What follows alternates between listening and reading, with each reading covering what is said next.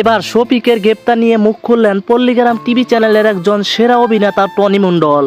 হ্যাঁ বন্ধুরা, তোমরা ঠিকই শুনেছ, এবার শফিককে নিয়ে একই বললেন টনি। যা শুনলে তোমরা অবাক হয়ে যাবা। ভিডিওতে একটি লাইক দিয়ে আমাদের এই ছোট্ট চ্যানেলটিকে সাবস্ক্রাইব করে আমাদের সাথে থাকো। একটি মেয়ের সাথে শারীরিক সম্পর্ক করায় কয়েকদিন আগে গ্রেপ্তার হয় শফিক গ্রেপ্তার হওয়ার পর থেকে শফিককে নিয়ে এক একজন এক এক ধরনের ভিডিও বানিয়ে যাচ্ছে।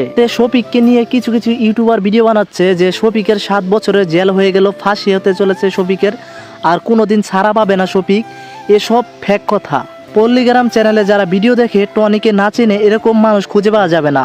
সেই টনি মণ্ডল শফিককে নিয়ে একই বলল। এতে টনি বলে, কেউ না চিনুক, আমি তো চিনি শফিককে। শফিক এরকম কাজ করতে পারে না, একদমই শফিক নির্দোষ এবং শফিককে ফাঁসানো হয়েছে কোনো ষড়যন্ত্রে। টনি আরো বলে, শফিকের সাথে প্রায় আমি ছোট থেকে কাজ করে আসছি এবং শফিককে দেখতে আসছি। শফিক এরকম কাজ করতেই পারে না। শফিকের লাইফ এবং কেরিয়ার নষ্ট করার জন্য শফিকের পিছনে গেছে কেউ, এরকম এক কথা বলছে টনি। দেখো বন্ধুরা, বেশ কয়েক মাস থেকে পল্লীগ্রাম টিভি চ্যানেল থেকে চলে আসলো একটা ঝামেলার জন্য শফিক পল্লীগ্রাম টিভি চ্যানেল ছেড়ে আসে, তিনি একটি নিজের চ্যানেল খুলে এবং সেই চ্যানেলে ভিডিও আপলোড করা শুরু করে। তবে সেই চ্যানেলটাকে ফেক স্ট্রাইক একের পর এক স্ট্রাইক দিয়ে উড়িয়ে দেয়। শফিকের Facebook page, Instagram, TikTok ID সহ সবকিছু উড়িয়ে দেয় কেউ ফেক স্ট্রাইক দিয়ে।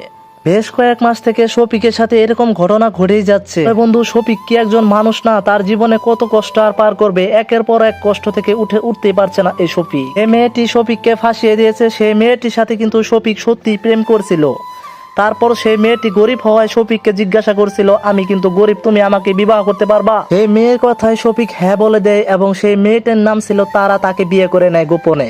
সেটা কিন্তু ধর্ম মোতাবেক বিবাহ হয়েছিল, যেহেতু তারা মুসলিম। কিন্তু 18 বছর না হলে কিন্তু আইন মোতাবেক বিয়ে হয় না।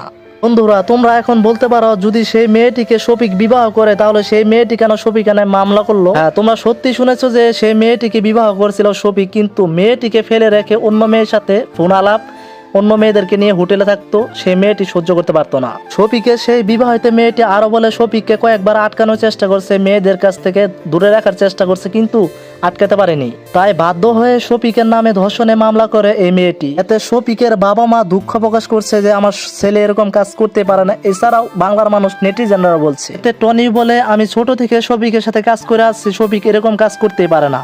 বন্ধুরা, এই টনির কথায় যদি তোমরা একমত থাকো অবশ্যই কমেন্টে লিখে যাবা শফিক কি আসলে দোষী নাকি তাকে দোষারোপ করা হচ্ছে। আর আপডেট ভিডিওগুলো পেতে আমাদের এই ছোট্ট চ্যানেলটিকে সাবস্ক্রাইব করে দিও। ধন্যবাদ। আসসালামু আলাইকুম। রিকোয়েস্ট করলাম ভাই, আমাদের এই ছোট্ট চ্যানেলটিকে সাবস্ক্রাইব করো।